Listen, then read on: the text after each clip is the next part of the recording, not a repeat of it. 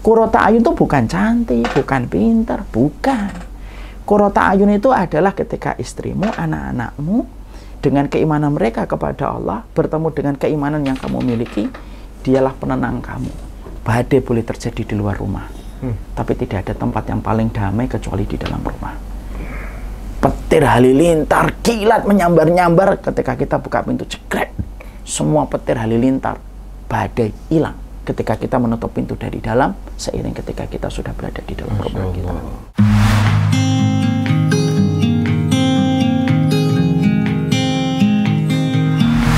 Alhamdulillah, assalamualaikum warahmatullahi wabarakatuh, teman-teman semua. Waalaikumsalam warahmatullahi wabarakatuh. Kali ini alhamdulillah dapat waktu dari Ustadz kita, Ustadz Umar Mita, dan tentunya juga ini udah lama nih mau ngobrol sama beliau. Soalnya bagaimana pandangan dari beliau nih, kita penasaran, kita kepengen tahu gitu. Bagaimana Ustadz? Sehat, insyaallah. Waduh, setiap hari saya lihat kayak syuting terus nih. Iya, alhamdulillah. Alhamdulillah. Maaf ya, saya geser peringkat Anda. saya sekarang yang kejar tayang, antum libur tayang. Tayang dulu kayaknya, waduh, ngalah-ngalahin kita kayaknya deh. Masya Allah, padahal antum untung ya? Untung, ya terus syuting tetap untung saya. Masya Allah. Kan kalau saya ngelihat video antum, ada untung juga. Kapan antum rugi? Nggak akan rugi ya. Antum agak hitam mana, Ki? Ya biasa. Soalnya kalau keputihan takut nanti disangka sombong. Ya. Aduh, antum tuh gantengnya turunan sih. Masalahnya kalau naik tanjakan hilang gantengnya. Pada dasarnya ganteng, Ustaz. Oh gitu. Cuma saya nggak ada dasarnya. Saya mau pulang dulu, Ki. Terus gimana? Nih pandemi kayaknya malah santai-santai aja gitu. Enggak ada santai. Hidup itu kan hanya pindah dari satu aktivitas kepada aktivitas yang lain. Nah, tapi ini kalau antum tahu ya, ini tuh merupakan pandemi itu secara tidak langsung bagian dari cara Allah mengabulkan doa saya. Bagaimana tuh? Walaupun saya tidak minta pandemi. Saya tuh dulu berdoa, ya Allah gitu, semoga saya diberikan engkau kegiatan yang engkau ridhoi, yang tidak jauh dari rumah. Yang bisa ngelihat rumah setiap waktu, setiap saat gitu. Allah kasih pandemi. Akhirnya kemudian kegiatan saya diberikan oleh Allah kemudahan untuk selalu melihat rumah setiap waktu bersama di rumah, bisa ngelihat anak-anak setiap waktu dari pagi sampai sore. Dimana dulu ketika pas dakwah itu, ketika belum ada pandemi, sering sekali kita pergi pagi pulang malam, melihat anak kan sudah dalam kondisi keletihan. Selalu ada kebaikan di balik setiap ujian yang Allah berikan kepada kita. Makanya cara pandang kita menyikapi sesuatu itu yang selalu harus kita perbaiki. Karena takdir Allah itu kan sejatinya tidak pernah salah. Apa yang buruk buat kita belum tentu buruk di masa mendatang. Apa yang baik untuk kita juga belum tentu baik di masa mendatang kan. Berapa banyak makanan manis yang kita rasakan senang tapi ujungnya tidak baik kepada kita ketika di waktu tua. Tapi berapa banyak makanan-makanan yang nggak kita suka, contohnya ya makanan-makanan sehat itu kan rata-rata jamu gitu misalnya. Iya, itu minuman ya, misalnya kayak jahe gitu kan. Itu minuman juga. Makanan-makanan sehat itu kan rata-rata banyak yang tidak familiar dengan lidah, tapi justru keesokan waktunya itu justru baik untuk kita. Takdir itu juga gitu, Akhi. Takdir itu terkadang kok gini ya, tapi ternyata ujungnya ada kebaikan.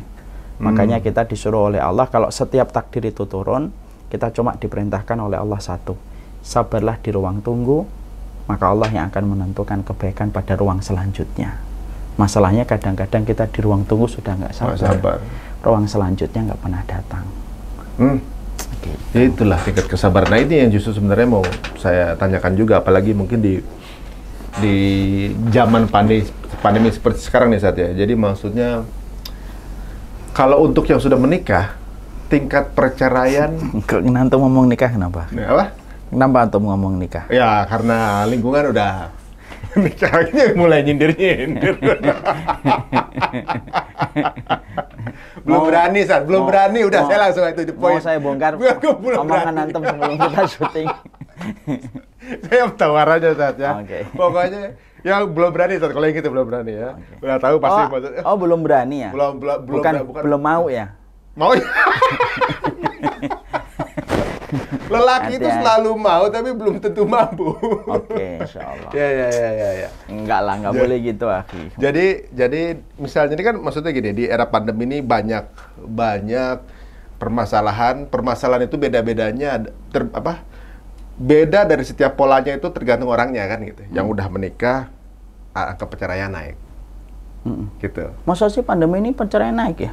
Karena ketemu mulu itu terus, tapi angka kelahiran naik juga. Enggak, ini berdasarkan data atau omongan doang? Saya kemarin dengar dari siapa ya yang ngomong itu, dia ada survei angka perceraian meningkat, tapi angka kelahiran juga meningkat juga. Iya, insya Allah. Gitu. Yang masih jomblo, maksudnya pernikahan tuh banyak yang tertunda, gara-gara merasa pendapatan belum stabil. Ini kita nyikapi gimana saja? Semuanya kan kayaknya orang memandang tuh, sini masalah, sana masalah. Di rumah juga masalah, pekerjaan masalah, gitu. Ini gimana, Sat? Sebenarnya kalau saya sederhanakan, ya, pernikahan itu sebenarnya bukan beban. Pernikahan itu obat. Al-ishku da'un wa dawa'uhu az-zawaj. Cinta itu penyakit, tidak ada obatnya kecuali pernikahan. Jadi sebenarnya kalau mindset kita itu sudah menganggap pernikahan itu beban, salah besar. Pernikahan itu obat. Karena obat dari segala keresahan hati itu terdapat pada pernikahan. Jadi jatuh cinta malah penyakit? Jatuh cinta itu penyakit. Antum kalau jatuh cinta, kira-kira ya antum jatuh cinta, apa yang antum lakukan? Kalau antum sekarang punya handphone, antum akan ngecek, antum akan stalking, antum akan perhatikan WhatsApp-nya apa. Mungkin antum kalau membuat IG story juga ada nama yang paling antum cari, apakah dia nge-view atau tidak. Kan begitu. Orang yang jatuh cinta itu penyakit. Orang yang jatuh cinta itu penyakit. Tidak ada obatnya kecuali pernikahan. Berapa banyak orang yang merana, tidak bisa menikmati bagaimana sujudnya, tidak bisa menikmati pekerjaannya, ketika pikirannya terombang-ambing kepada orang yang dia puja. Penyakit, cinta itu penyakit. Makanya obatnya itu adalah dalam pernikahan. Makanya di satu sisi inilah yang menjadikan kita harus memahami pernikahan itu disyariatkan oleh Allah tidak pernah menjadi beban, tetapi menjadi bagian dari solusi banyak dalam kehidupan kita. Makanya dengan adanya pernikahan terbentuknya sebuah keluarga. Maka keluarga itu memiliki sebuah keutamaan yang besar dalam sebuah peradaban. Karena peradaban itu terbentuk ketika kita memiliki keluarga yang berkualitas yang dimulai dari pernikahan. Sambilkan sebuah ayat. Antum tahu nggak ayat yang terkenal? Antum mungkin pasti hafal. Kalau antum udah hafal ya kita stop, nggak usah kita lanjutkan. Kalau separasi motor. Ada doa yang pasti antum ya. Rabbana hablana min azwajina wa dzurriyyatina qurrata a'yun waj'alna lil muttaqina imama. Kalau antum merenungkan doa itu, sebenarnya doa itu dalam loh, akhi. Yaitu adalah, ya Allah, berikanlah kepada kami pasangan-pasangan dan anak-anak yang qurrata a'yun, penyejuk pandangan. Lalu selanjutnya walil muttaqina imama, jadikan kami menjadi imam bagi orang yang bertakwa. Kalau kita tidak mentadaburi ayat ini, kita hanya menangkap dua potongan ayat, yaitu permintaan kita. Satu, kita memiliki keluarga yang sakinah, qurrata ayun. Yang kedua, kita harus menjadi pahlawan ketika menjadi pemimpin bagi orang yang bertakwa. Tidak ada hubungannya kan? Seakan-akan dua potongan itu tidak ada korelasinya. Padahal Masya Allah ya, kenapa Allah itu menundukkan qurrata ayun waja'alna lil muttaqina imama? Kalau kita tadaburin, akhirnya kita temukan perkataan ulama. Karena sesungguhnya imam bagi orang yang bertakwa, pahlawan, leader di dalam Islam itu tidak akan pernah dilahirkan kecuali dari sebuah pernikahan yang menjadi qurrata ayun. Antum pernah dapatnya ada pahlawan Islam yang lahir dari keluarga yang berantakan? Tidak ada. Pahlawan Islam itu selalu dari apa? Qurrata ayun. Jadi kalau kamu ingin melahirkan dan memberikan kontribusi pahlawan dalam Islam, sebenarnya simpel. Perhatikan pernikahan kamu, memperhatikan pernikahan itu merupakan salah satu gerbang besar untuk menciptakan anak-anak yang menjadi pemimpin di masa mendatang. Makanya kualitas kita bersama istri dan kualitas istri bersama suami itu menunjukkan kualitas anak nanti menjadi imam atau menjadi makmum bagi orang yang bertakwa. Nah itu yang kita harus mengerti. Makanya kan maaf ya, pembahasan keluarga di dalam Islam itu detail lagi. Antum nggak pernah dapati satu agama yang paling detail ngatur tentang masalah keluarga kecuali Islam. Sampai antum dapati aturan ya, antum punya kamar nggak sama istri antum? Punya kamar utama kan? Enggak, kita di lemperan aja tuh. Di dapur ya. Ya. Maka kita kan punya kamar utama. Di kamar utama itu Kapan anak kita tidak boleh memasuki kamar kita? Ada 3 waktu. 1 sebelum subuh, 2 ketika pertengahan siang hari, yang ketiga habis isya. Kenapa? Pada 3 waktu ini, pada saat orang tua sedang melonggarkan pakaiannya dan memperlihatkan sebagian besar auratnya di dalam kamar. Yang kita pikir adalah, lu sampai urusan anak masuk ke kamar kita, padahal itu anak kita sendiri, dari kita sendiri, dari siapa lagi, ya kan? Toh kalaupun kita pikir secara logika, nggak apa-apa ngelihat kemaluan kita, kalau kita pikir logika. Tapi ternyata di dalam Islam diatur, sampai aturan anak ngelihat aurat dari ibu dan bapaknya itu ada aturannya. Dia nggak boleh ngelihat aurat sebagian besar dari ibu dan bapaknya, sampai diatur masuknya. Kalau urusan masuk kamar saja diatur sedemikian detailnya, apalagi urusan-urusan yang besar. Kenapa? Keluarga itu merupakan salah satu pilar penting dalam kehidupan kita. Makanya Masya Allah, sampai akhirnya kita dapati hari ini yang masih kuat memegang pilar keluarga itu Islam. Kalau di Barat kita ngelihat kan, orang di Barat sudah tidak punya kekuatan untuk trust kepada sebuah keluarga. Banyak anak yang tidak memanggil orang tuanya dengan panggilan kehormatan. Iya, kan? Langsung nama. Father, dad, nggak ada. Kalau namanya Jos ya Jos. Jos mau kemana Jos? Ya kan? Stone mau kemana Stone? Panggilan nama aja. Dan berapa banyak anak yang tidak tahu bapaknya di mana. Bahkan saya pernah jumpai di sosial media, ada seorang bapak yang dia sering mendermakan spermanya, ke bank sperma. Dia punya anak 19. Tanpa menyadari itu dari sperma dia yang dibeli banyak perempuan. Karena dia kualitas fisiknya paling menawan di antara pendonor sperma di rumah sakit itu. Yang paling mendekati sempurna fisiknya dia. Makanya paling laris spermanya. Orang-orang yang pengen punya anak, tidak pengen punya suami, ngambil sperma dari dia. Dan dia kaget. Ada 19 anak. Beda-beda laki perempuan yang ternyata dari sperma dia, dari rahim yang beda-beda. Coba separah itu kita melihatnya. Makanya itu dalam Islam nggak boleh, Ustaz? Ya enggak boleh. Ya. Sperma itu diletakkan kambing boleh atau enggak boleh kan? Sperma itu harus diletakkan di tempat yang benar. Sperma itu kayak uang yang kita juga harus letakkan di tempat yang benar. Makanya itulah. Jadi bank sperma itu kalau pria. Kalau sperma kita sendiri diletakkan pada istri kita sendiri, sebagian para ulama memperbolehkan. Ini kan sperma orang dibeli. Kan banyak pasangan lesbian di tempat di negara itu yang mereka tidak pengen punya anak, tapi kan dari pasangan lesbian pakai apa? Nggak bisa pakai apa-apa kan? Apa yang mereka lakukan? Mereka pasangan lesbian supaya lesbiannya tetap mereka bisa rasakan nikmatnya, lah mereka beri sperma. Kan begitu. Nah tentunya akhirnya apa? Menciptakan bagaimana rapuhnya hubungan yang paling private. Hubungan keluarga sudah nggak ada. Kalau Islam kan enggak. Islam itu memuliakan aturan keluarga. Bahkan saya sudah sering sekali menyampaikan kan, tidak ada memori yang diingat oleh manusia ketika dia sudah berada di alam barzakh kecuali memori pertamanya kali itu adalah ingat keluarga. Makanya kalau manusia sudah menjawab pertanyaan munkar dan nakir, antum bisa bayangkan. Kalau saya tuh sering membayangkan bapak dan ibu saya ketika sudah meninggal dunia. Ketika mereka mampu menjawab pertanyaan munkar dan nakir, teriakan apa? Pertama kali kata Rasulullah, mereka akan berteriak, "Ya Rabb, aqimis sa'ah hatta arji ila ahli." Ya Rabbku, tolong segerakan kiamat ya Allah, supaya aku cepat bertemu kembali dengan keluargaku. Lo memori tentang keluarga tidak pernah lupa, tidak pernah rontok. Padahal dia melewati guncangan kematian. Melewati melewati langit yang ke-7 sampai ke atas, sampai balik lagi ke liang kuburnya, itu kan melewati alam yang betul-betul baru. Tapi walaupun sedemikian dahsyatnya dia melewati guncangan kematian, ketika dia menjawab pertanyaan munkar dan nakir, tidak ada yang pertama kali diingat itu kecuali adalah cepat segerakan kiamat, aku rindu kembali bersama dengan keceriaan keluargaku.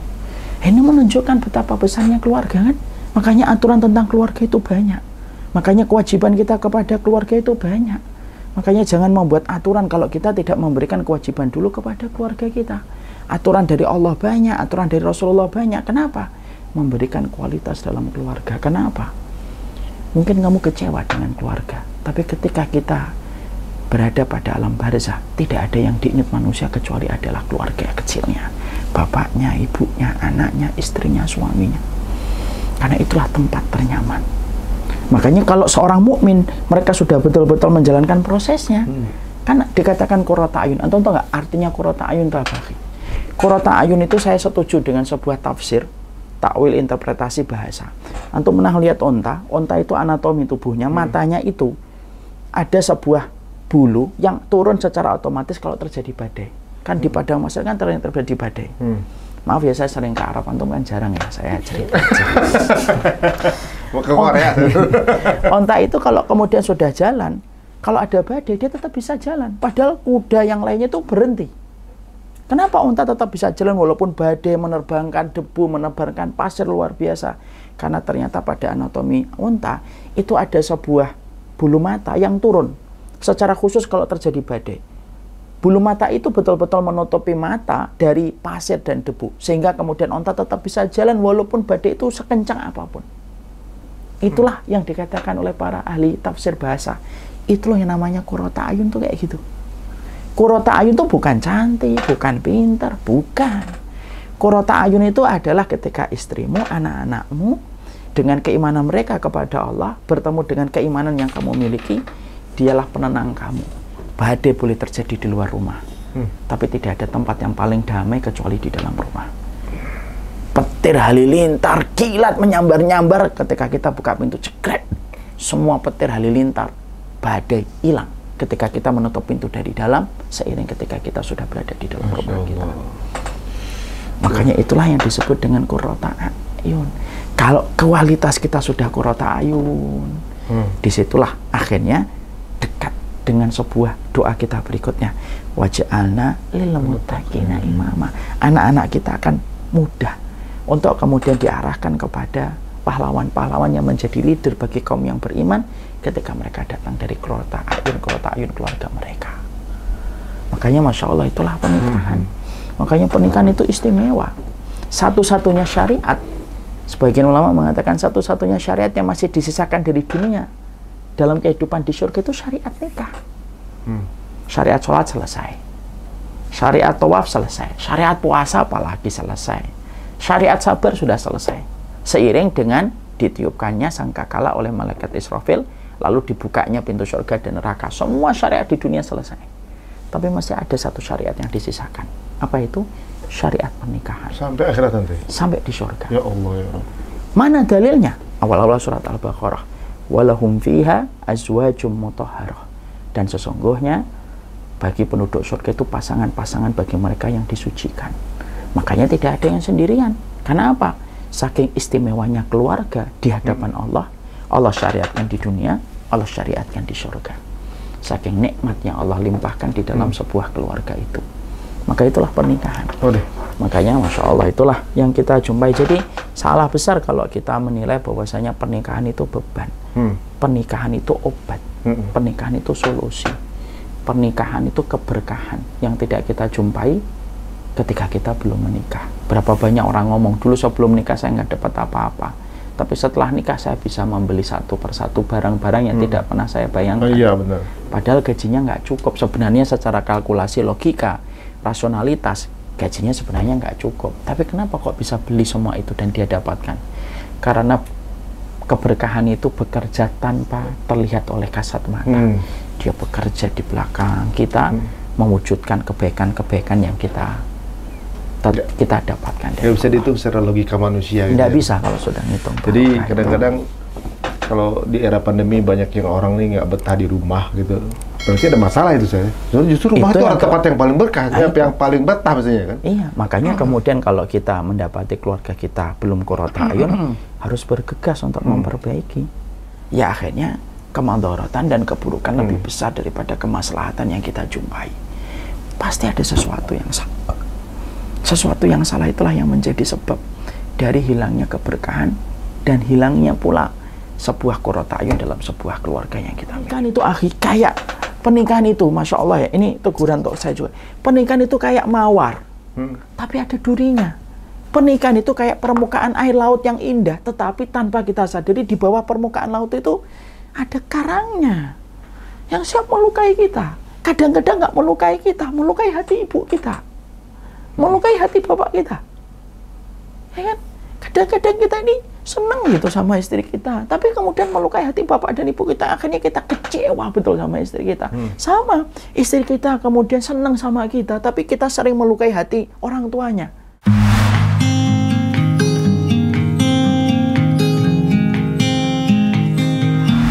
Jadi kadang-kadang kalau di era pandemi banyak yang orang nih nggak betah di rumah gitu.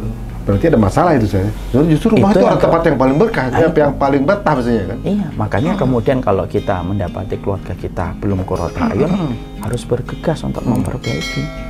Bergegas itu ya tentunya kita memperbaiki sesuai dengan apa yang Allah berikan kekuatan kepada kita.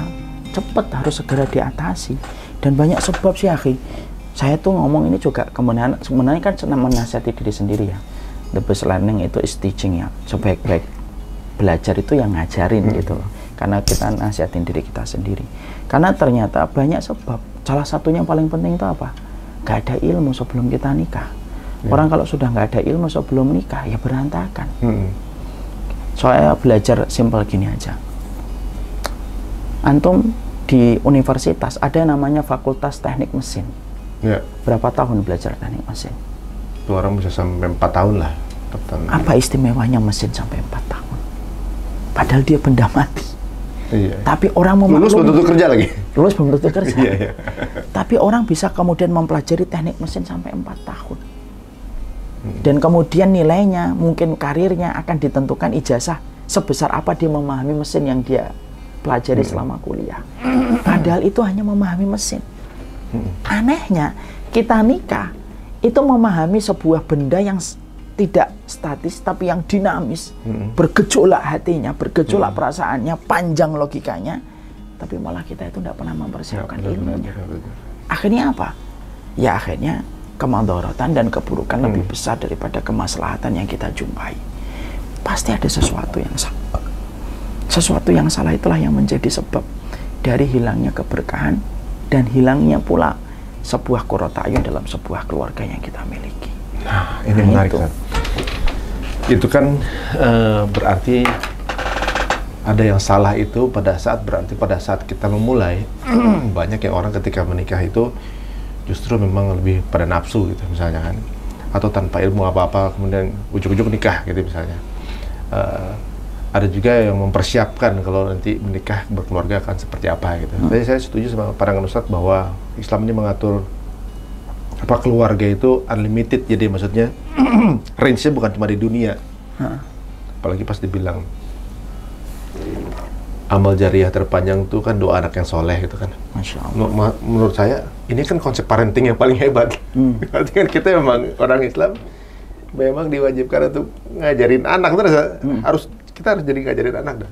Ditambah tadi Ustadz bilang bahwa syariat pernikahan itu nggak berhenti di dalam kehidupan aja. Nah itu saya langsung, waduh, related berarti sebenarnya. Jadi Allah ini mikirin kita tuh berjamaah dalam keluarga gitu Ustadz. Iya. Wah ini menarik banget ya. Jadi untuk teman-teman di rumah mungkin yang sekarang ini kayaknya apa namanya gejolak terus di rumah apa segala macam, atau juga mungkin yang sekarang ini baru mengonsepkan untuk nikah. Nah, kira-kira biar ketika menikahnya itu nggak terjebak dalam pernikahan yang mungkin seolah-olah sebelum menikah tuh kayak pasangannya kayak pasangan Korea gitu, Zat. Pas di maksudnya kayak waktu mau nikah tuh kayak wedding ring, pas sudah nikah jadi conjuring gitu, Zat. Itu kan gara-gara kenapa antum nyebutnya Korea gitu? Kenapa nggak Amerika, Rusia gitu?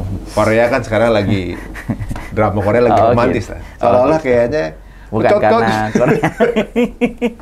lagi. Ustaznya. Soalnya gini Ustaz. Kalau ngelihat Rusia.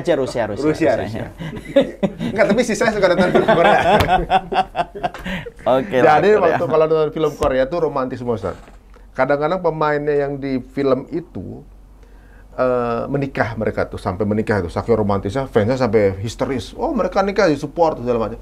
Tapi ternyata kenyataan di kehidupan aslinya mereka tuh nikah sebentar. Karena intinya bahwa para pemeran itu menyangka bahwa kehidupannya itu nggak seindah film yang dia mainin gitu. Iya, memang. Nggak seindah senario. Jadi ketika nggak semenarik itu kok gitu. Iya. Banyak yang bubar akhirnya cepat. Mang Antum tahu nggak sebuah penelitian itu? Saya pernah baca sebuah penelitian. Tentunya penelitian ini sangat subjektif ya, pro dan kontra silahkan. Tapi saya merenungi perkataan dari penelitian ini. Negara yang paling banyak perceraian adalah negara yang paling banyak mengumbar kata cinta dan romantisme di kalangan anak mudanya. Mana aja tuh negaranya? Ya dia nggak menyebutkan negaranya, tapi dia menyebutkan bahwasanya dalam penelitian itu negara yang paling banyak tingkat perceraian adalah negara yang anak-anak mudanya terbuai dengan kata romantisme dan cinta. Apa yang kita ambil sebuah pelajaran akhir? Karena ternyata cinta itu tidak cukup untuk menautkan dua hati manusia.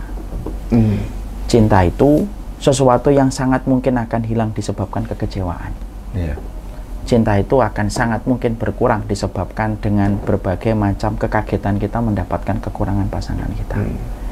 Kalau kemudian pernikahan kita hanya disandarkan kepada konsep cinta, lalu kita berhenti di situ, tidak akan pernah bertahan. Tidak ada yang namanya pernikahan didasarkan kepada cinta semata itu akan bertahan. Kalaupun bertahan, maka sesungguhnya tidak menjadi general untuk semuanya.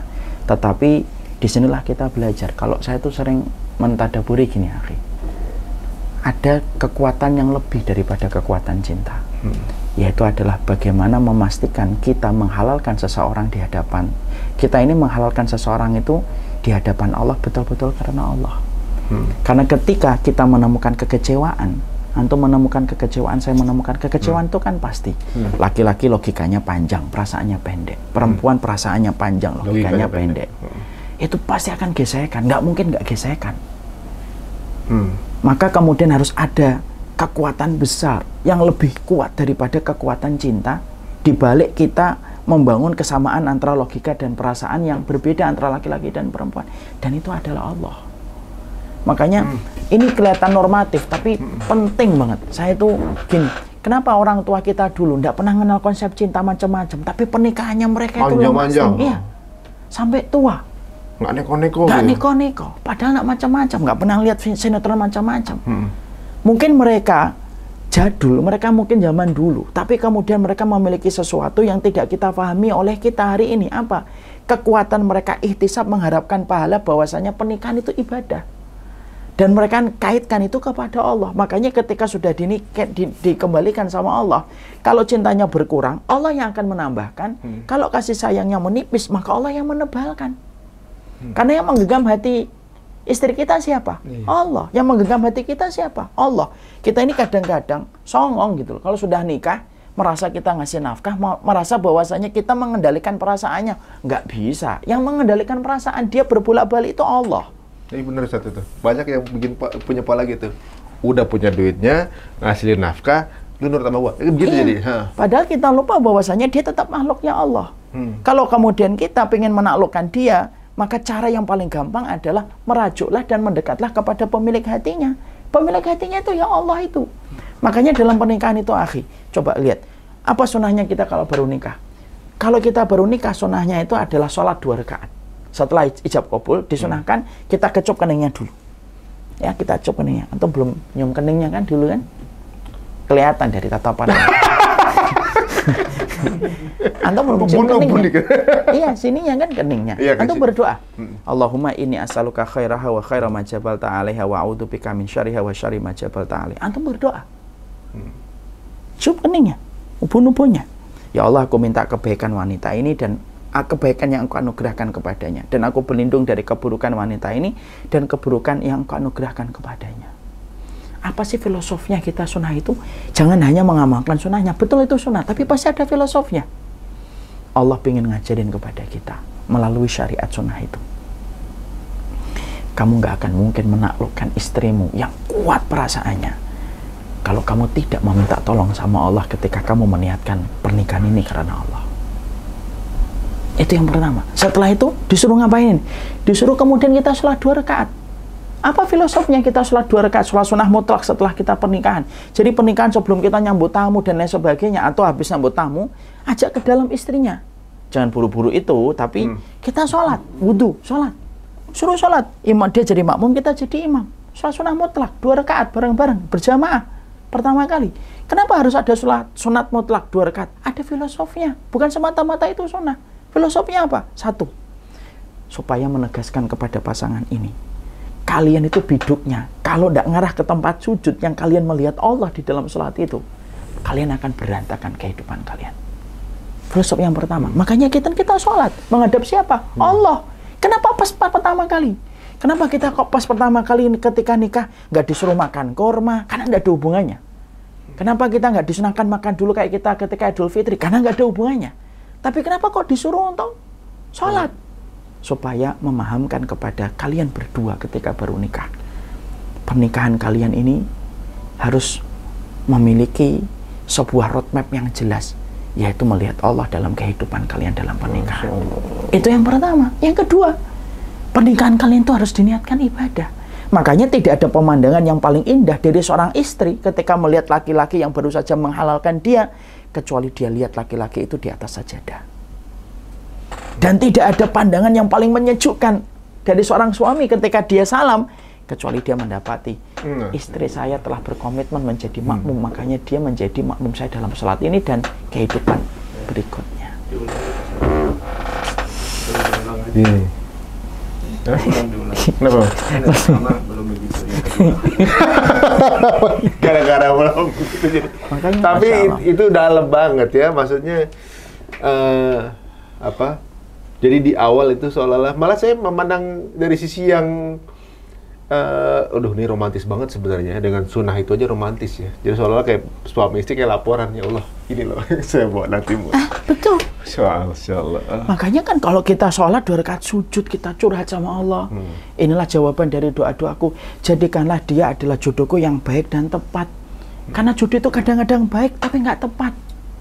Kan gitu kan? Ada jodoh kita yang kadang-kadang baik banget ya. Tapi kenapa kok pisah, cerai?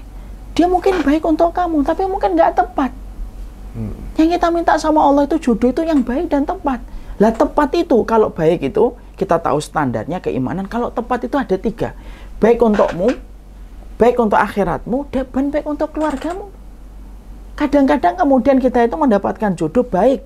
Tepatnya tidak keseluruhan. Baik untuk saya, baik untuk akhirat saya, tapi nggak baik untuk keluarga saya. Makanya yang kita minta itu, makanya kita lapor sama Allah. Kita lapor, ya Allah, ini wanita yang aku halalkan, ya Allah. Aku halalkan, aku ambil dunia dan akhiratnya. Menikah itu bukan hanya terfikir bagaimana hubungan biologisnya. Bukan itu. Karena anak-anak kita muda itu sekarang sudah tercampuri dengan ternodai dengan seks. Akhirnya ketika menikah itu yang difikirkan hubungan biologis. Hilang makna dari sakralnya sebuah hubungan yang halal di hadapan Allah itu hilang. Makanya ketika kita sholat, sujud, ketika sujud kita berdoa, sebelum salam kita berdoa, kan kita menyertakan, ya Allah, jadikanlah dia itu sebuah jodoh yang baik dan tepat, baik untuk saya, baik untuk akhirat saya, baik untuk keluarga saya. Supaya pernikahan ini bukan hanya saya memiliki istri, tapi saya bisa mendatangkan anak perempuan untuk orang tua saya. Kemudian dia di belakang juga berkata, ya Allah, semoga saya dalam pernikahan ini bukan hanya mendatangkan suami, tapi mendatangkan anak laki-laki untuk orang tua saya. Lapor sama Allah, buka pintu langit dulu. Makanya tidak ada kegiatan lain kecuali kemudian sholat sunat mutlak 2 rakaat. Makanya kalau saya biasanya khutbah nikah itu, habis khutbah nikah, saya langsung ngasih waktu, nyambut tamu sebentar, langsung masuk ke dalam sholat. Jangan sungkan, jangan tempatkan Allah nanti pertolongannya juga nanti. Ya, manusia itu akan senantiasa diakhirkan kebaikannya kalau dia selalu mengakhirkan Allah. Makanya Masya Allah, tidak ada bulan madu yang paling enak, yang paling nikmat pertama kali, ya di atas sajadah itu. Masya Allah, dalam betul itu. Pernikahan itu kayak pernikahan itu, Masya Allah ya, ini teguran untuk saya juga. Pernikahan itu kayak mawar, tapi ada durinya. Pernikahan itu kayak permukaan air laut yang indah, tetapi tanpa kita sadari di bawah permukaan laut itu ada karangnya yang siap melukai kita. Kadang-kadang nggak melukai kita, melukai hati ibu kita, melukai hati bapak kita. Ya kan? Kadang-kadang kita ini senang gitu sama istri kita, tapi kemudian melukai hati bapak dan ibu kita. Akhirnya kita kecewa betul sama istri kita. Sama, istri kita kemudian senang sama kita, tapi kita sering melukai hati orang tuanya. Itu kan kita sedih itu. Makanya Masya Allah, inilah yang menjadikan kita betul-betul ngerti. Karena pernikahan itu kayak mawar yang tampak indah tetapi ada durinya. Kalau bukan karena Allah yang mematahkan duri itu, tentunya kita akan berdarah-darah. Mintalah bagaimana proses kita pertama itu benar, maka Allah yang akan menghancurkan karang itu sebelum melukai kaki kita. Allah yang akan patahkan durinya sebelum kemudian terkena tangan kita. Karena mudah bagi Allah. Kalau kemudian kita sudah diberkahi dalam pernikahan itu. Makanya saya tuh seneng gitu, orang tua dulu tuh sering ngomong gini, saya tuh masih ingat mbah saya, mbah putri saya tuh ngomong gini, Nang, nikah itu ibadah. Saya tuh mencoba menggali maknanya, kenapa ya kok orang tua itu kok paham ucapan salaf gitu. Padahal orang tua kita itu dulu nggak pernah ngaji. Ya. Tapi kenapa kok ucapan pernikahan itu ibadah itu kan omongannya para ulama dulu. Saya gali akhirnya di dalam kitab itu. Pernikahan itu dikatakan ibadah itu karena 3. 1, berarti harus mengikuti petunjuk. Laki-laki memendekkan logikanya, perempuan memendekkan perasaannya. Yang diikuti petunjuknya gimana. Harus siap, kalau sudah nikah harus siap memendekkan perasaan bagi perempuan, memendekkan logika bagi laki-laki. Dengan satu komitmen. Berarti ibadah itu ngikutin kitabullah dan sunnah. 1. 2, pernikahan itu kalau dikatakan ibadah tidak ada kalah menang. Namanya nikah kok ibadah kok. Kita kan kadang-kadang jujur ya, kadang-kadang lagi nafsu ya. Kita lagi bertengkar. Pengennya itu istri minta maaf dulu. Bahkan kita kadang-kadang pasang status, wanita surga adalah wanita yang meminta maaf dulu. Kalau ngomong langsung nyindir gitu ya. Kameramennya ketawa. Iya bang, sering begitu. Makanya dia senang banget dengan status belum. Wah, bisa panjang nih. Maka kemudian pernikahan itu kenapa ibadah? Yang kedua, tidak ada kalah menang. Siapapun yang meminta maaf dulu, itu adalah orang yang menghargai ridhonya Allah pada pernikahan yang dia telah lakukan. Makanya nggak ada kalah menang kan? Kalau pernikahan ya sudah, yang minta maaf dulu itu yang menang. Kita ngerasa kalau kita bisa ngalahin istri, seneng. Istri saya mah nggak berani sama saya. Saya laki-laki yang tegas. Ini bukan laki-laki tegas. Kelaki-lakian itu tidak diukur bagaimana dia itu memperbudak istrinya. Kata siapa rojulah, maskulin itu diukur dari cara dia ketika mengatur seenak-enaknya istrinya. Maskulinitas itu nggak pernah diukur dari situ. Kan gitu. Tapi banyak pula istri yang juga bangga. Suami saya emang takut istri, takut sama saya. Senang dia. Ini berarti kemudian pernikahan itu menempatkan kayak kompetisi. Padahal pernikahan itu ibadah. Masya Allah, ini kalau saya ngomong ini, kalau di sini gampang banget. Kalau pas di rumah susah banget. Saya baru mau ngomong gitu.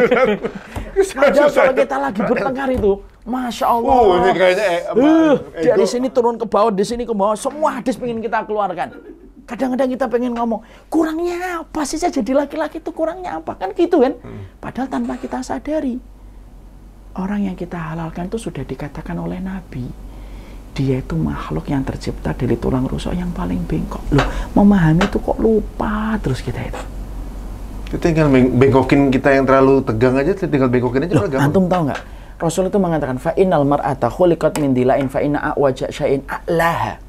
Tulang rusuk itu kan begini ya, bukan begini terus begini ya, tapi begini, dari ini sudah bengkok. Yang paling bengkok, a'laha kata Rasulullah. Apa sih maksudnya Nabi menyebutkan yang paling bengkok itu atasnya? Dari yang bengkok, yang paling bengkok. Disitulah perempuan diciptakan. Antum bisa bayangin itu. Makanya kalau kita akhirnya tidak banyak-banyak meminta tolong sama Allah, susah. Antum 2 hari, 3 hari mungkin baik. Tidak bisa antum harapkan 5 hari terus dia senyum terus. Nggak bisa. Itu fitrahnya dia. Fitrahnya dia. Dompet saya sering bengkok. Kalau dapat duit lagi, udah kosong aja nih. Itu kan antum ambilin. Oh, tahu lagi. Jangan salahin istri antum. Tapi Bang, benar Ustaz. Waduh, ini banyak banget sih sebenarnya pelajaran yang bisa kita ambil ya dari uraian Ustaz tadi aja. Konsepnya bahwa pernikahan itu berarti bukan transaksional ya Ustaz. Kita nih ya namanya mungkin fitrahnya manusia kali Ustaz ya. Itu transaksional. Ngerasa kalau kita udah berbuat imbal balik gitu ya. Seolah-olah gitu. Kan gue udah begini. Seolah-olah gitu kan. Itu namanya kan bukan ihtisab. Iya, itu makanya Ustaz, kalau menurut Anda tuh banyak salah persepsi. Termasuk mungkin saya juga suka begitu Ustaz. Jadi misalnya kayak kita ada perbedaan pendapat, Ustaz tadi kalau kita maafin duluan kita yang menang. Tapi itu berat loh, Ustaz. Iya, apalagi kalau ego kita kesenggol. Sulit. Padahal sebenarnya maksud dari istri kita ataupun maksud kita apapun yang kita lakukan sebenarnya kan bukan bermaksud melukai kan. Iya. Tapi sepele, Ustaz. Iya, setan menjadi penumpang gelap dalam setiap ucapan yang kita sampaikan. Benar, memang sedih memang. Tapi istri kita itu bagaimanapun tawanan kita sebenarnya. Begitu? Loh, iyalah, dia mau sholat, mau puasa sunnah izin sama antum atau enggak? Oh iya sih. Istri antum mau pergi ke Bandung izin sama antum atau enggak? Ya saya kalau ikut. Dia nah, ini nih yang bikin saya nggak jengkel. Kayak gini. Saya mau pulang aja. Ya semua harus izin kan Mas. Nah, itu tawanan. Walaupun sebenarnya sekarang juga kita bingung yang tawanan saya atau dia. Iya, itu seolah-olah tawanan. Tapi kalau ATM dia yang bawa kan tawan balik. Makanya ketika saya membaca tulisannya Imam Ahmad itu ngomong sama anaknya Abdullah, wahai Abdullah, istrimu itu tawanan bagimu, maka perlakukanlah tawananmu dengan baik. Saya itu kan baca yang tawanan saya atau istri saya ya. Kelihatannya zaman berbeda, enggak sebenarnya. Tapi sebenarnya istri kita, dia kemudian mengharapkan rezekinya. Kemudian mau kemana-mana harus minta izin. Sekalinya nggak minta izin, dia dosa besar. Sekalinya keluar rumah tanpa ridhonya antum, dia salah dosa besar. Kan tawanan. Istri antum nih, kemudian ternyata keluar dari rumah pejantan antum, keluar sek gitu. Tanpa dia izin antum, dan antum sudah marah. Jangan pernah keluar. Kok dia keluar? Dosa besar ya. Melebihi, mungkin sama standarnya dengan dosa zina dan lain sebagainya. Dia tawanan bagaimanapun. Tapi makanya itulah yang menjadikan kita harus paham. Diperlakukan dengan baik. Makanya sabar sama istri itu 2 kali sabar. Sabarnya saya sama antum 1 hari. Walaupun mau habis ya, tapi sabarnya saya sama antum 1. Sabarnya saya sama Mas Sigit 1. Mas Soni 1. Maren 1,5 lah. Ya. Udah mau kayak wanita ya. Sabarnya 1 hari, tapi sabar. As-sabru li zaujah sabran. Kamu sabar sama istri itu 2 kali sabar. Kenapa? Satu sisi kamu yang memberikan nafkah, kamu yang memberikan sandang, papan, dan pangan, mengatur yang terbaik. Tapi kamu harus siap untuk menghadapi bengkoknya dia yang luar biasa. Sebagaimana dia punya liburan setiap bulan 1 pekan dengan siklus bulanan, itu kan Allah pengen ngajarin kita. Istrimu itu dia lemah fisiknya, makanya aku liburkan dalam 1 bulan 1 kali 1 pekan dia tidak sholat, tidak puasa. Kenapa sih kok dikasih gitu? Supaya Allah itu mengajarkan kepada para suami, sehebat-hebatnya istri antum, dia tetap seorang wanita yang lemah. Makanya diliburkan dari sholat, diliburkan dari puasa. Jangan nuntut tiap waktu rumah harus bersih, anak kemudian nggak boleh nangis, makanan harus tersaji, harusnya anget. Kita nggak bisa makan itu nasi dingin tuh nggak bisa. Waduh. Ini kenapa sih berdua ini? Di pojok nangis mulai mikir.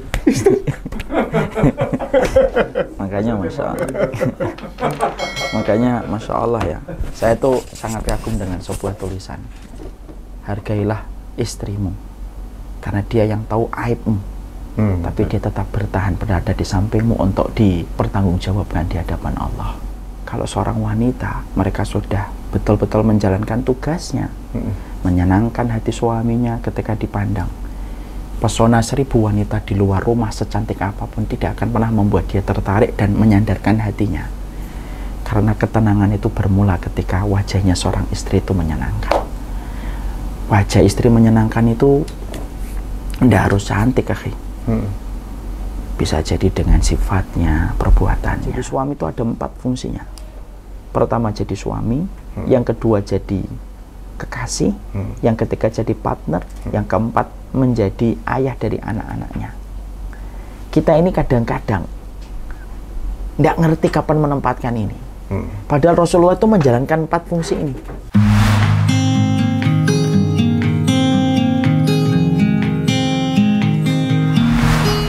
Masya Allah. Tapi juga kita harus paham juga, istri juga harus betul-betul paham perjuangannya. Karena apa? Kalau seorang wanita, mereka sudah betul-betul menjalankan tugasnya, menyenangkan hati suaminya ketika dipandang. Pesona 1000 wanita di luar rumah secantik apapun tidak akan pernah membuat dia tertarik dan menyandarkan hatinya. Karena ketenangan itu bermula ketika wajahnya seorang istri itu menyenangkan. Wajah istri menyenangkan itu tidak harus cantik, akhi. Bisa jadi dengan sifatnya, perbuatannya.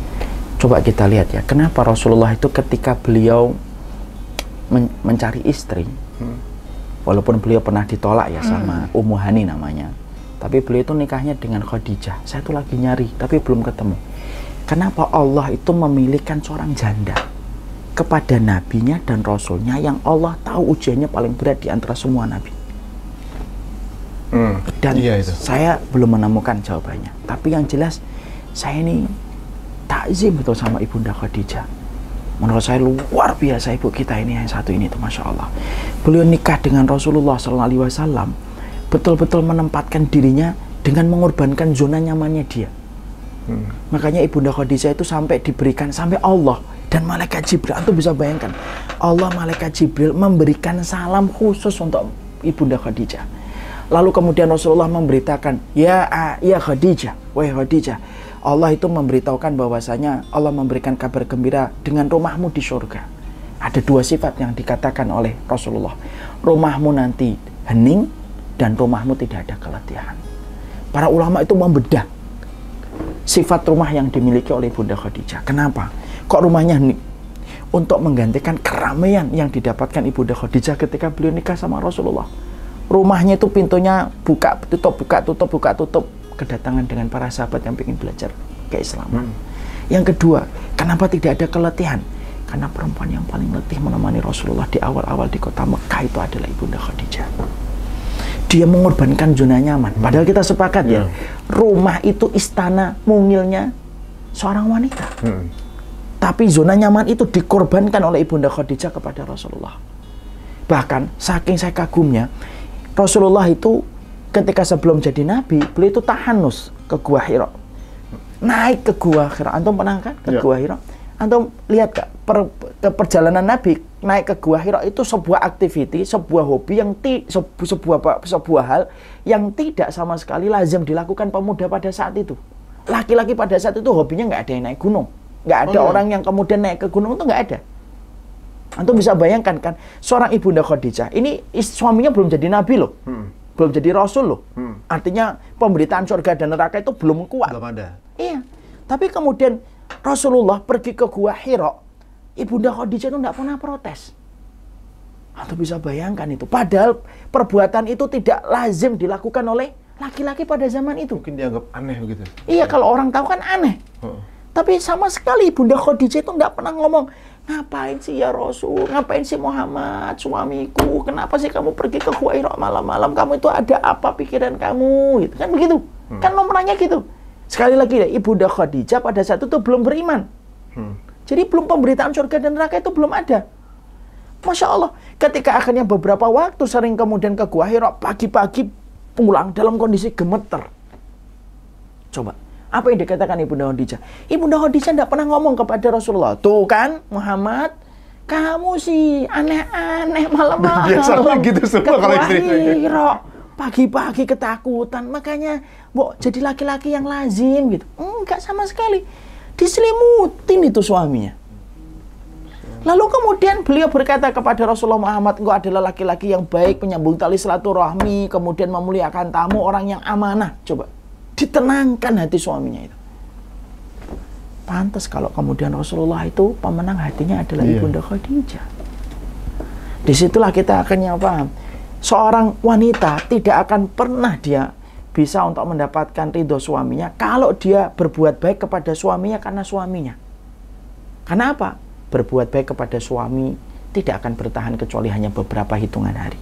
Tapi kalau dia berbuat baik kepada suaminya karena dia tahu di balik punggung suaminya itu ada 8 pintu surga, itulah yang akan panjang dilakukan oleh dia.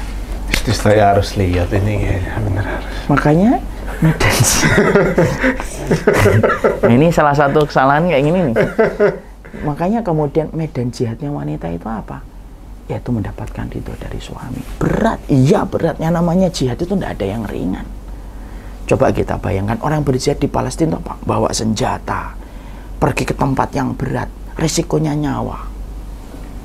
Dan wanita itu akan mendapatkan pahala sebagaimana laki-laki yang berjihad itu ketika dia merelakan perasaannya, meletakkan ridhonya kepada suaminya, maka Allah yang memuliakan dia. Dan banyak keberkahan yang akan didapatkan olehnya. Antum pernah dengar nggak video anak yang gini? Ada seorang ibu-ibu punya 2 anak.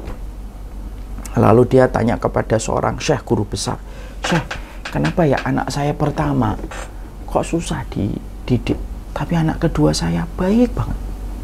Padahal kan sama-sama dari rahimnya saya." Syekhnya itu kemudian tanya balik, Maaf ya, ibu, ya. Bagaimana kedudukan ibu ketika waktu memiliki anak yang pertama dengan suami? Sang wanita sempat ngomong, apa hubungannya saya? Jawab dulu aja. Lalu kemudian sang wanita ini berkata, ya hubungan saya dengan suami saya ketika awal-awal nikah tidak baik. Karena kami masih awal-awal banyak gesekan, banyak bertengkar. Oh begitu. Terus bagaimana hubungan ibu ketika memiliki anak yang kedua dengan suami? Oh saya memiliki anak yang kedua setelah 5 tahun, kondisinya sudah baik. Jadi akhirnya saya banyak ngalah, karena saya akhirnya mulai tahu bahwasanya keridhaan suami saya itu merupakan pintu tengahnya surga. Lalu gurunya itu berkata, itulah jawabannya. Keridhaan suami kepada ibu mempengaruhi keberkahan anak-anak ibu. Kok bisa Syekh? Gitu. Kok bisa wahai guru? Kemudian gurunya berkata, karena kalau ibu sudah mendapatkan ridho dari suami, ibarat kata, pintu tengahnya surga itu sudah dapat. Urusan yang lainnya, yang di bawah dari urusan surga menjadi lebih gampang.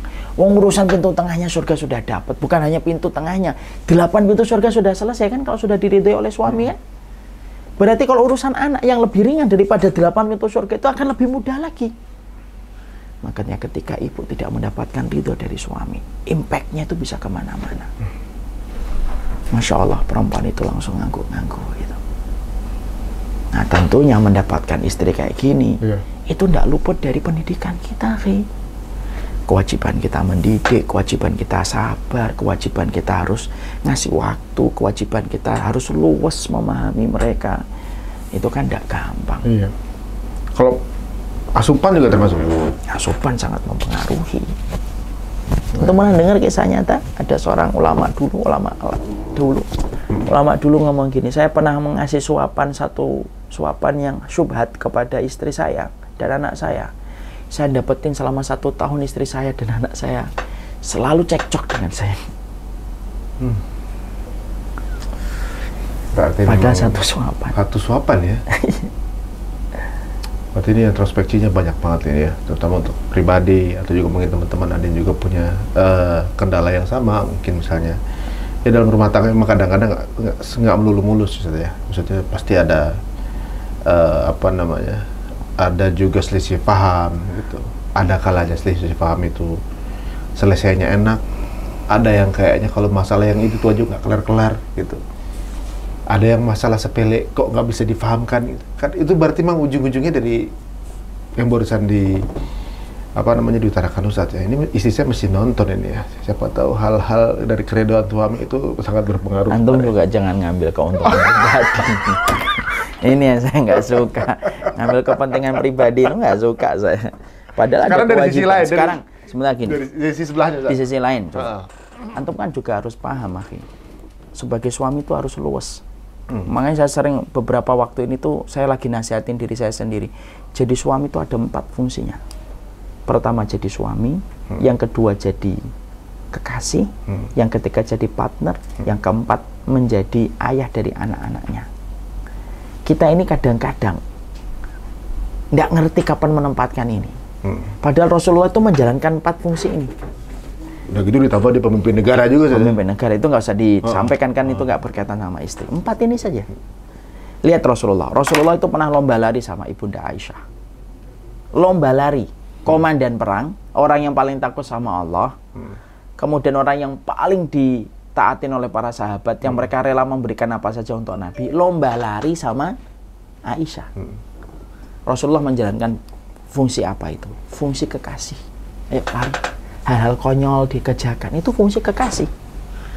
Antum ketika membuat postingan-postingan lucu, ya kan, yang antum share, itu kan sebenarnya antum menjalankan fungsi sebagai kekasih. Kemudian pernah Rasulullah itu masuk ke rumahnya Aisyah, ternyata ada sesuatu yang membuat Rasulullah marah ketika Aisyah itu menggantungkan gambar makhluk hidup. Langsung disobek sama Nabi, disobek-sobek sama Rasulullah. Lalu Rasulullah mengatakan, ya Aisyah tuh inna asyaddan nasi adzaban yaumal qiyamah al-musawwirun. Wahai Aisyah, orang yang paling keras adabnya nanti adalah orang yang menggambar makhluk hidup. Rasulullah menjalankan fungsi apa? Suami. Menjaga api neraka menjaga keluarganya dari api neraka. Tapi kadang-kadang Rasulullah itu ketika habis Isya, kenapa Rasulullah pulang? Karena pengen mendengar apa yang disampaikan oleh para istrinya. Rasulullah jadi apa? Partner. Dan Rasulullah pernah kemudian beliau itu memberitahu Amr bin Abi Salamah, itu putra tirinya Rasulullah dari Ummu Salamah. Wahai Amr bin Abi Salamah, kalau makan tuh kul samillah, ucapkanlah bismillah. Kul biyaminika, makanlah dengan tangan kananmu. Wakul mimma yalika, makanlah yang paling dekat denganmu. Rasulullah menjalankan fungsi apa ketika ngomong sama Amr bin Abi Salamah? Fungsinya beliau menjadi ayah dari anak-anaknya. Kadang-kadang kan kita itu bingung, jadi suami terus, salah. Jadi kekasih terus, ya salah. Akhirnya kita nanti ya sudahlah, biarinlah daripada bertengkar, saya ingetin. Kadang-kadang kita jadi partner terus dengerin doang, kita nggak punya konsep, nggak punya visi, nggak punya misi. Ingat, istri kita ini madrasah, tapi kita ini kepala sekolah. Kepala sekolah itu kewajibannya apa? Roadmap harus dibuat di dalam keluarga itu, goalsnya apa keluarga itu, visi misinya apa. Kan kita kepala sekolah. Dan salah satu fungsinya kepala sekolah itu apa? Membuat nyaman madrasahnya. Ya kan? Partner. Kadang-kadang kemudian menjadi ayah dari anak-anak kita, harus mendidik anak kita. Kita ngadain halaqah ilmu nggak sama anak-anak kita. Jangan-jangan kita itu hanya ngasih makan, minum, sangu, tapi nggak pernah kumpulkan gitu satu halaqah habis sholat kita ngomong ini ngomong itu, nggak pernah. Maka sama istri juga gitu. Istri juga ada 4 fungsinya. Dia jadi istri, dia kemudian menjadi kekasih, dan kemudian dia menjadi partner, dan kemudian dia menjadi ibu dari anak-anak suaminya. Kalau kemudian tiba-tiba suaminya manja gitu, oh berarti dia langsung menjadi kekasih. Jangan kemudian menjadi istri. Apa sih kamu ini udah gede masih kayak gitu, malu gitu. Padahal istrinya, padahal suaminya lagi menjadi tiflun kabir, menjadi bayi besar. Ya kan? Kemudian ketika suaminya pulang, kemudian dia lagi mukanya tuh nggak bisa senyum gitu. Kan banyak istri yang ngomong, ngapain sih bawa kerjaan kantor? Ditinggal aja di luar deh. Dia lupa pada saat itu suaminya lagi butuh partner. Jangan menjadi istri ketika pada saat suami itu lagi bawa beban pekerjaan di rumah, ke rumah. Ya kan? Kemudian ketika kita dapetin bahwasanya istri kita suami kita meninggalkan kita, dia tuh pingin istrinya itu apa? Menjadi ibu dari anak-anaknya. Lah, mencocokkan 4 ini yang jadi sakinah itu kapan? Kalau istrinya lagi pingin jadi kekasih, suaminya juga jadi kekasih. Kalau istrinya jadi partner, suaminya jadi partner. Itu yang dinamakan sakinah. Lah, mencocokkan gini supaya kita itu klop. Kalau istri kita lagi pengen saya jadi partner, saya jadi partner. Kalau saya lagi jangan pengen kekasih, saya jadi kekasih. Caranya gimana, Ustaz? Nggak ada caranya kecuali satu. Ista'in billah. Minta tolong sama Allah. Masya Allah. Masya Allah itu saya itu, ya Allah, ketika baca itu tuh lemes, ya Allah. Saya tuh ketika suami ini jadinya apa sih selama ini tuh suami. Kadang-kadang mungkin suami terus. Kalau kita jelaskan halal, haram, syubhat, sunnah, kemudian tidak sunnah, iman, syirik, itu kita lagi jadi suami. Tapi jangan-jangan terus suami terus. Kadang-kadang kita jadi kekasih kan. Rasulullah mandi berdua dengan Ibunda Aisyah. Jadi apa itu? Jadi kekasih kan. Masya Allah. Kadang-kadang kita harus jadi partner. Ya saya ketika akhirnya mendapati pernyataan itu, saya coba cari lagi. Terus cara supaya klop gimana? Supaya ketika jadi kekasih, yang satu jadi partner, jadi partner, supaya klop. Kita nggak menuntut dan yang satunya nggak merasa dituntut. Ternyata jawabannya berat. Ista'in billah. Tak tolong sama Allah. Ya Allah. Setuju. Kenapa hari ini kemudian fitnah gadget itu mencengkram anak-anak kita? Karena banyak orang tua yang mereka tidak siap untuk mengajak anak laki-lakinya keluar. Padahal Masya Allah ya, antum tahu nggak? Nabi Yusuf ketika beliau itu digoda oleh istri sang raja, itu kan Allah menyampaikan pada surat Yusuf, laula an ra'a burhana rabbih.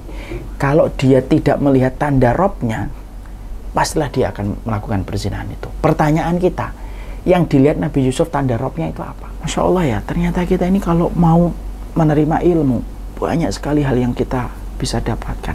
Sekali lagi, istri kita madrasah, saya dan antum ini kepala sekolahnya. Istri kita nunggu roadmap-nya kita apa? Visi misinya kamu apa sih? Itu kan yang ditunggu sama istri kan? Dan kita sering tidak menjalankan itu kan? Kenapa? Merasa sudah aku bangunin rumah, sudah aku cukupin pulsamu, sudah aku belikan apa yang barang yang kamu beli, tapi Tapi roadmap-nya apa? Goals-nya apa? Kurikulumnya apa? Visi misinya bagaimana?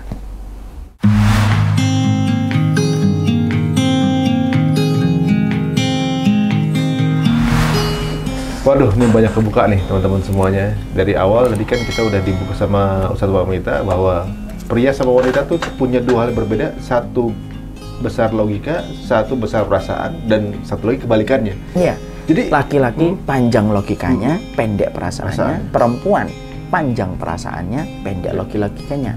Laki-laki diuji dengan kemaluannya, perempuan diuji dengan perasaannya. Nah, itu dia. Jadi sebenarnya hidup di dalam rumah tangga tuh lebih ke mix and match biasanya. Iya. Mix and match itu harus, dan itu pergerakannya itu harus benar-benar tahu bisa positioning ya berarti ya saya. Iya, luar biasa. Misal suaminya pulang lagi capek, suaminya bilang, capek. Tiba-tiba istrinya jadi, ya capek gitu. Betenya orang bukannya nungguin apa namanya momen-momen yang pas. Tapi saya ngebaca begini, Ustadz, ada beberapa hal, tadi Ustadz bilang bahwa menarik ya itu, maksudnya dari 4 fungsi sebagai suami, berarti sebenarnya pola ini bisa kita terapkan juga ke anak, Ustadz ya? Sama ya berarti ya? Kayak misalnya saya ketemu anak saya gitu, pada saat dia nggak sholat, masih yang si Atala gitu, nggak sholat kan gitu. Misalnya saya bilang, kamu harus sholat, kalau nggak sholat kamu dosa gitu. Nggak kena gitu ya. Jadi kita jadi teman namanya. Ayo sholat yuk barengan gitu. Jadi teman main gitu ya. Waduh, jadi teman-teman, jadi kita berarti Islam mengajarkan bahwa kita nih jangan kaku gitu ya. Dan memang berumah tangga itu butuh ilmu ternyata. Nggak asal kita menikah selesai. Tadi Ustaz juga bilang bahwa banyak mungkin yang salah persepsi kalau menikah itu yang dipikir hanya hubungan badannya aja. Bahwa ternyata dalam pernikahan itu hubungan badan cuma seberapa persennya, Ustaz ya? Nggak tahu saya. Nggak, maksudnya bukan nggak melulu berarti nikah itu terus gitu maksudnya kan? Ya, Ana nggak tahu. Antum terserah antum ngomong itu, saya nggak ngerti. Iya, kadang orang yang ya namanya mungkin anak-anak ya, maksudnya banyak juga mikir ya bayangannya kalau nikah tuh berarti itu terus gitu. Atau pas sudah menikah apa namanya, bahwa banyak hal di luar itu dalam pernikahan ini. Nanti orang nggak sering nggak taunya gitu. Padahal nggak usah bahas itu. Makanya saya tuh ini tertarik ya, kan jadi seorang ayah itu, karena kita ini kepala sekolah itu harus selalu berkembang. Saya kemarin itu ikut parenting ya. Memang kita ini harus buang ego, nggak boleh merasa kita paling tahu tuh, nggak boleh. Mentang-mentang anak kita banyak kemudian kita tahu semuanya, itu nggak boleh.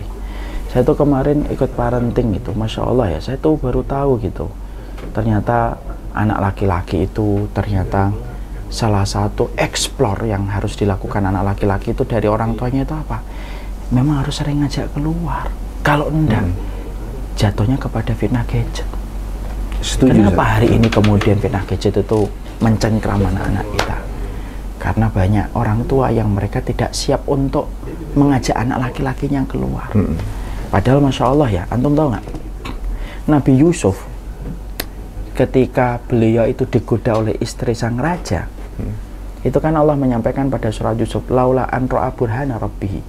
Kalau dia tidak melihat tanda Robnya, pastilah dia akan melakukan perzinahan itu. Pertanyaan kita, yang dilihat Nabi Yusuf tanda Robnya itu apa?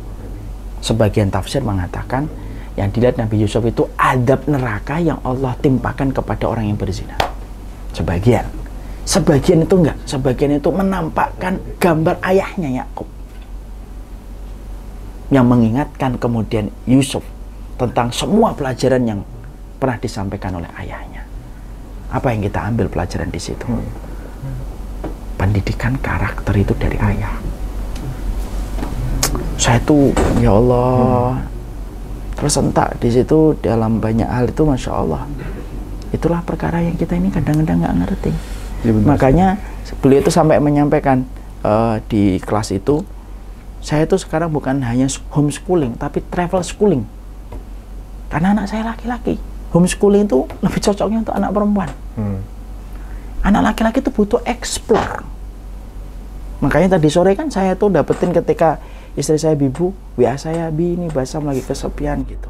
Makanya saya langsung pulang kan, tunggu-tunggu lama langsung saya ngambil motor. Karena dia butuh explore dia. Masya Allah ya, ternyata kita ini kalau mau menerima ilmu, banyak sekali hal yang kita bisa dapatkan. Sekali lagi, istri kita madrasah. Saya dan antum ini kepala sekolahnya. Istri kita nunggu roadmap-nya kita apa? Visi misinya kamu apa sih? Itu kan yang ditunggu sama istri kan?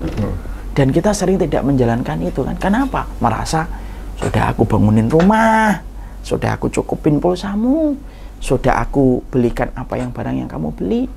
Tapi roadmap-nya apa? Goals-nya apa? Kurikulumnya apa? Visi misinya bagaimana? Baru kita tersentak di situ.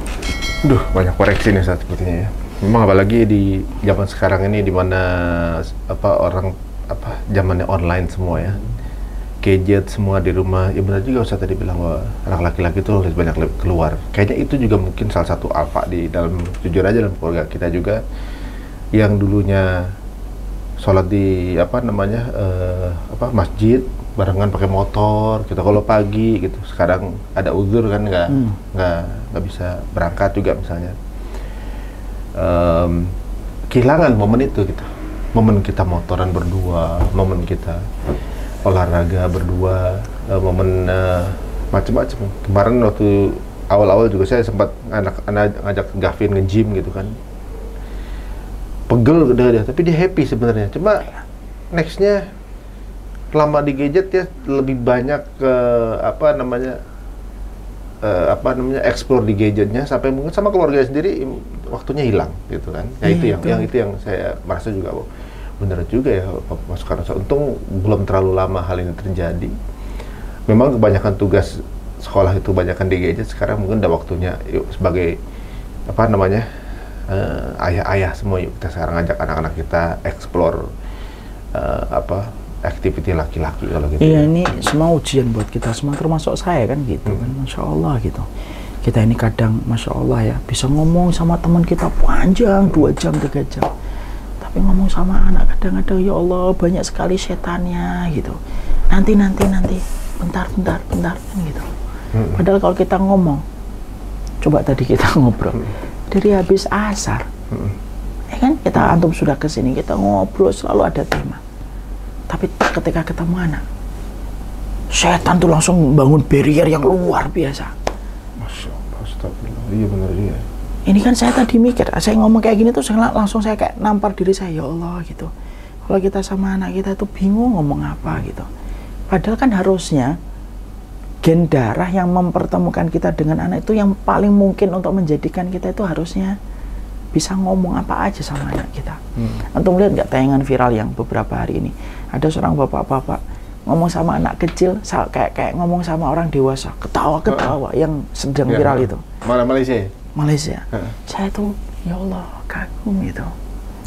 Tapi hidup tuh memang harus ngelewatin salah supaya kita bisa merenung dan mengevaluasi.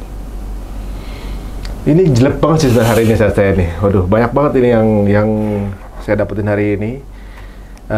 Kayaknya ini akan berlanjut teman-teman semuanya. Ini saya rasa baru sedikit dari apa yang dikasih sama Ustadz Umar Mita. Satu sisi, satu angle dari ya sebagian kecil dari berada rumah tangga, dan dia juga bagaimana kita bisa memaklumi pasangan kita gitu. Kebanyakan kita cuma mandang itu angle cuma dari angle kita gitu ya. Persepsi istri kita nggak pikirin, anak kita juga nggak pikirin. Nanti banyak hal juga yang ternyata juga baru saya tahu. Fungsi-fungsi sebagai seorang lelaki seperti apa, hadis tadi, aduh ini pokoknya jelek banget hari ini. Jazakallah khair Ustaz, waktunya Ustaz. Mungkin kalau ada jilid kedua berkenan info ke saya Ustaz. Itu tinggal bagaimana sumur di ladang, akhi.